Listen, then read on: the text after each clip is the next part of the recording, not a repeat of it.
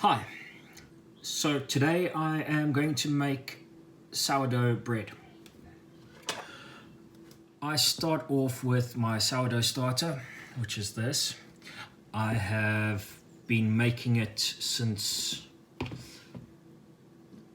November last year, feeding it regularly, making sourdough bread from it.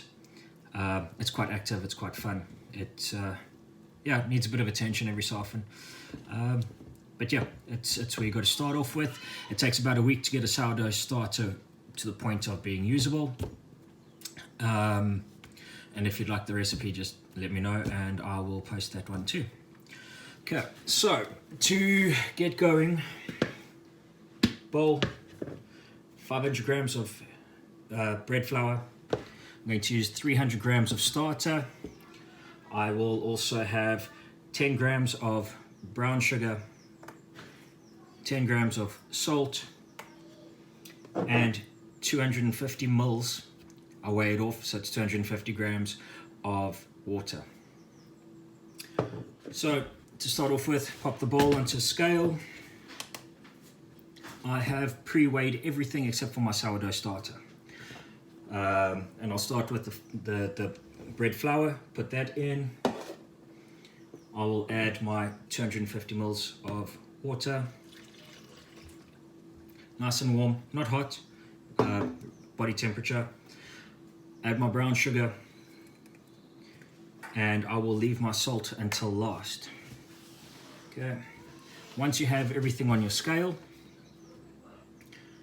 zero it and add in your 300 grams of starter.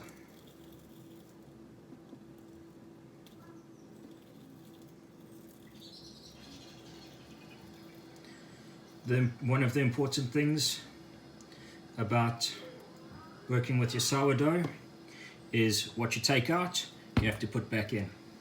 So as soon as I have put my sourdough into, well, the starter into the bread mixture, I have 150 grams of water that's going to go straight into my starter, and 150 grams of flour, which makes up my 300 grams that I have just taken out. Okay, pop that in, mix it through thoroughly. Once you're done mixing it, I don't have a lid for my container. I keep a cloth over the top with an elastic band, keeps it nice and keeps the bugs out.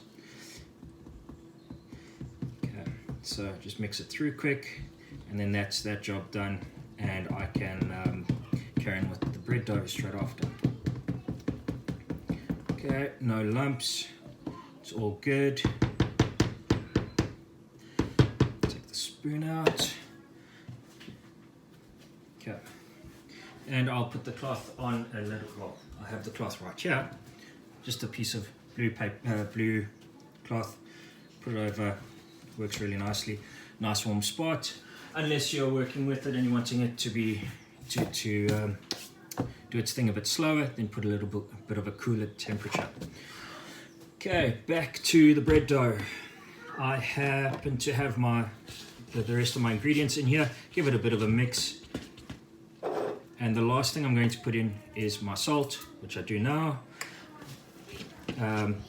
Doesn't really matter what salt you use. I happen to use salt flakes, Malden salt. It's nice stuff. I don't find it as salty as table salt, for example. All right, got to just get it together, and then I will be working it by hand. I don't have a mixing machine, so when I bake the bread, it's all done by hand. Okay, get all this stuff out the way first. Okay, pop that out the way. So there's my mixture. It's just come together. Clean off the spoon a little. Okay, spoon out the way. Right, get a bit of flour, pop that on the counter, just so that your dough doesn't stick too much to the counter as you're working it. Right, I have a small, relatively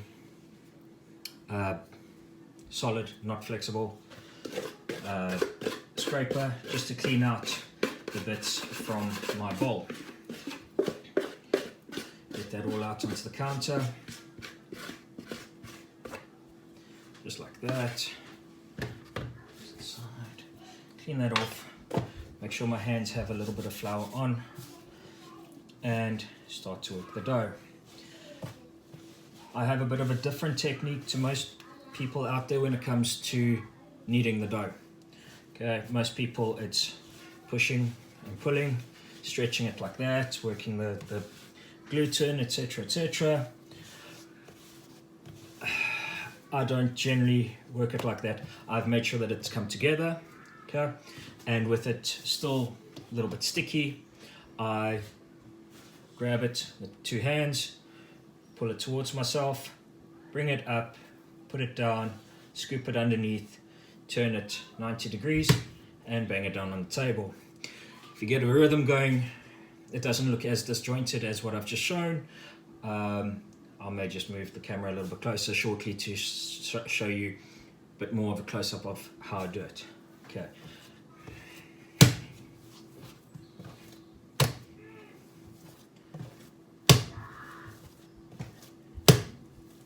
You just have to work it for about 10 minutes or so.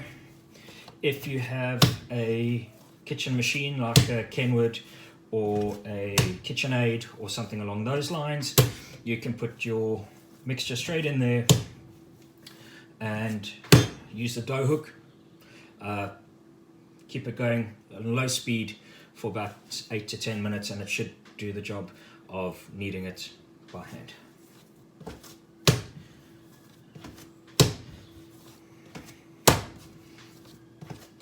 As I work my dough like this, I can feel it gets drier and drier, which is a bit different to when you are kneading it in the traditional and conventional method, or at least it feels different to me.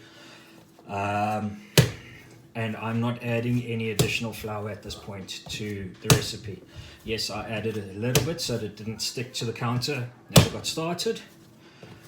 But yeah, this is generally the way I do it. You should be able to see quite nicely what I do. Okay.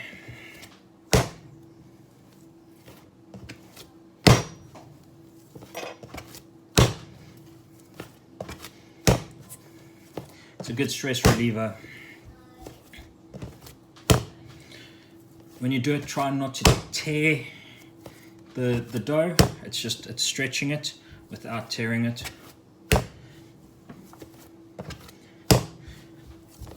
I feel that the more that you work it, the softer your bread is going to be at the end of it, and the better product or better quality product you're going to end up with.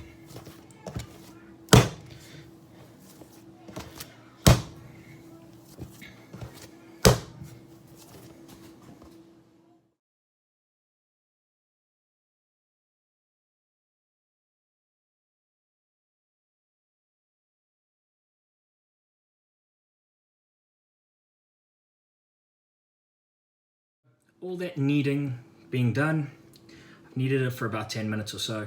It's a good arm workout. Also a great way to get rid of your frustrations if you have any. So the bread dough should be nice and soft and elastic. Okay. If you poke it, it should bounce back quite nicely. It's still a little bit sticky. There we go. So let me show you a little bit closer. Okay, so you poke it, put my finger in some flour first, poke it, and it springs back quite nicely. Okay, simple enough. That being done, take your bowl, you add about a tablespoon of flavorless oil, maximum a tablespoon, flavorless oil. I use sunflower oil as opposed to olive oil or something like that. It's just to oil the bowl. Okay, that makes sure that your dough doesn't stick to the bowl while it's busy proving. All right, nicely well oiled. Mix a little bit of oil onto both hands. Great if you've been washing your hands plenty during this time that we're going through at the moment. All the hand washing and hand sanitizing and all that stuff dries you out. A bit of oil doesn't hurt. Righty.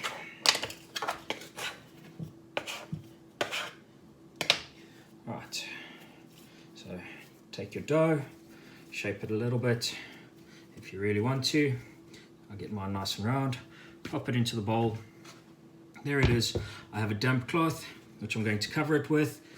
I'm going to put it into a warm place for about 3 hours or so. Then I am going to knock it back, halve it, shape it, let it rest or prove again for another 3 hours or so. So, see you in a while.